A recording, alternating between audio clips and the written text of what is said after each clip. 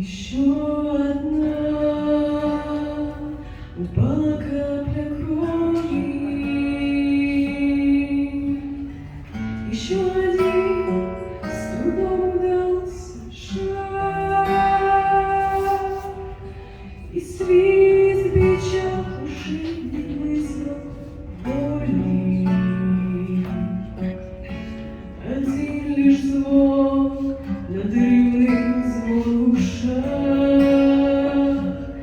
Упал Христос и в придорожной пыли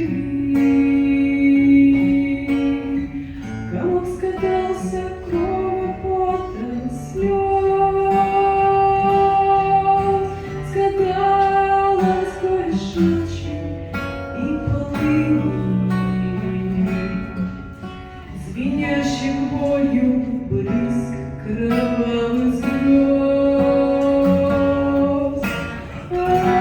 Он сидит над землею, он выше разума и выше звезд. Давным-давно простивший нас с тобою, он ждет нас, потому что Христос. Прошла толпа, Христа уже распяли,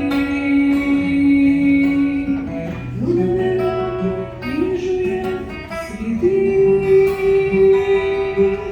туфлей, сапог, кроссовок и сандалий, всего того, во что обуты святые Марии и святые Пилата, святые Иуды и святые Петра, святые мои соседи, друга и брата,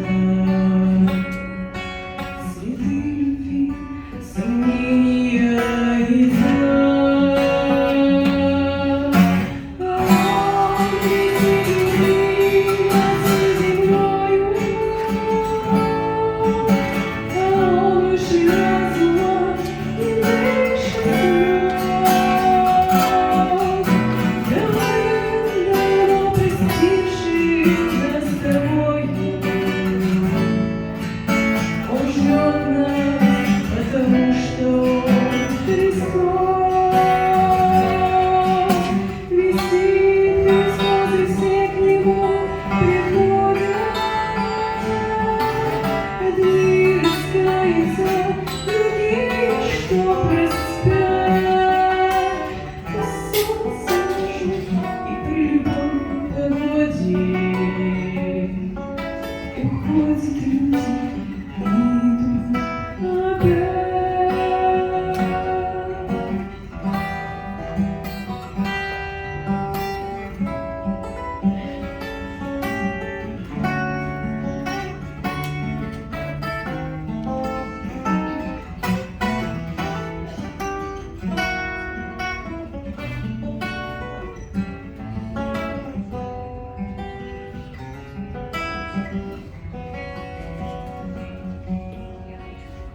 Мы каждый день бываем на Голгофе,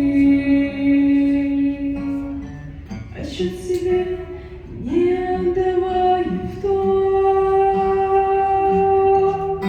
Порой казним Христа за чашкой кофе, порой прощаемся с грехом.